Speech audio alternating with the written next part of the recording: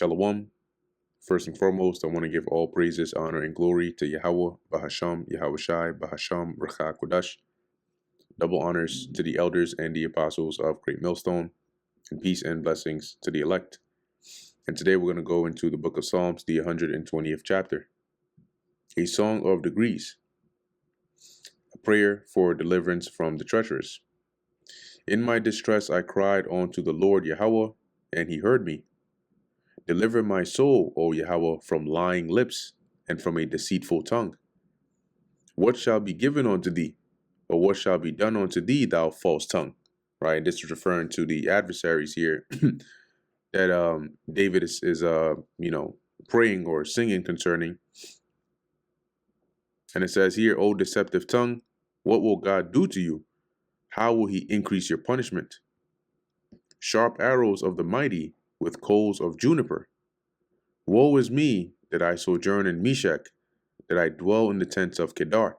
Now, Meshech and Kedar are, places that are not in the region of Israel, right? That's not our dwelling place. And so as David was singing here, it's also prophetic in the sense of it's echoing the sentiment of Israel in captivity, right? Against those that were our captors.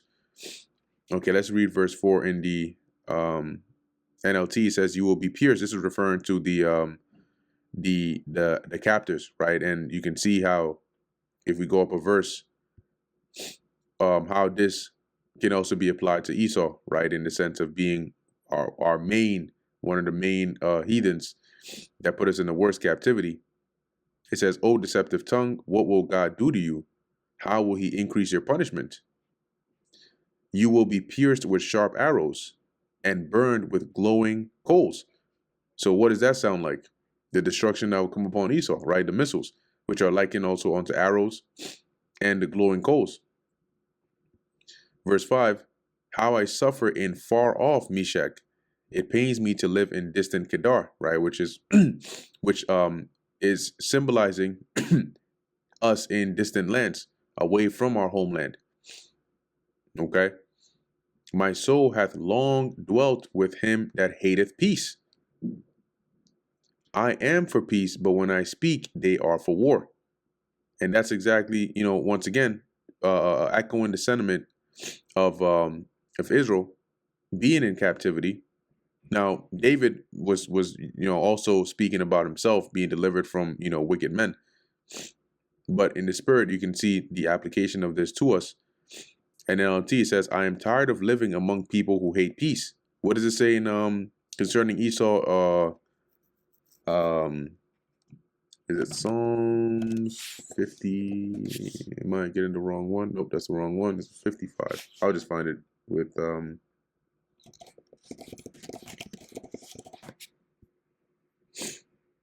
Psalms 55 and 21. "The words of his mouth were smoother than butter, but war was in his heart. His words were softer than oil, yet were they drawn swords." See, so as David said, I'm tired of living among people who hate peace. I search for peace, but when I speak of peace, they want what? War. I don't want peace. Right? I want war. Or they want war. Okay? So here, that's why it says a prayer from deliverance from the treacherous. All right, which can also be applied to us, right? We're also in that spirit of being surrounded by our enemies, and we desire peace. But what do they want? They want war. Everything they do, is destructive.